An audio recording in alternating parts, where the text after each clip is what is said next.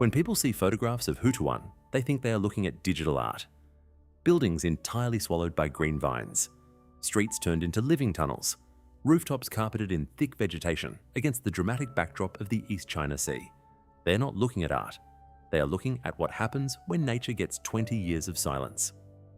Houtouwan sits on Shengsi Island, an archipelago of 394 islands in the East China Sea, about 100 kilometres from Shanghai.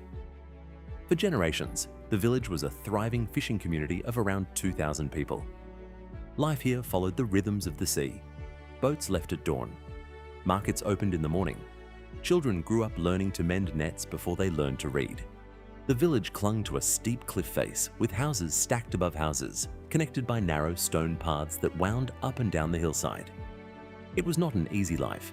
The island was remote. Winters were harsh. Fishing was hard work for uncertain reward. But for hundreds of years, it was their life. And it was enough. In the 1990s, China's fishing industry changed. Industrial fishing operations outcompeted smaller island communities. Catches declined. At the same time, China's mainland cities were exploding with economic opportunity. Young people from Houtouwan, like young people from fishing communities across the archipelago, began making a choice. Stay on the island and struggle, or move to Shanghai and build a different life.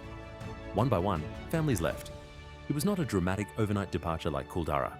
It was slower, quieter, a gradual emptying, one family per season, 1 year at a time.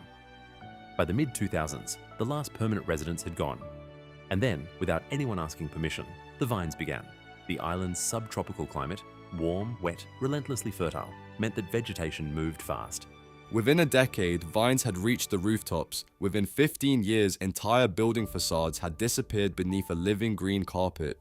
Doorways became arches of leaves, windows became frames for green walls. Streets that once echoed with footsteps became silent tunnels through vegetation so thick that midday light barely reached the ground. Photographers discovered Houtouwan around 2015. Images spread across the internet and were immediately dismissed as digitally altered, too green, too complete, too impossibly beautiful, all real. Today, tourists come by ferry from the mainland. They walk the vine-covered paths. They peer through windows at interiors slowly being reclaimed with furniture rotting, walls cracking, and floors lifting as roots push through. 3 elderly residents who never left still live in a small section of the village. They watch the tourists photograph a place that was once simply where they lived.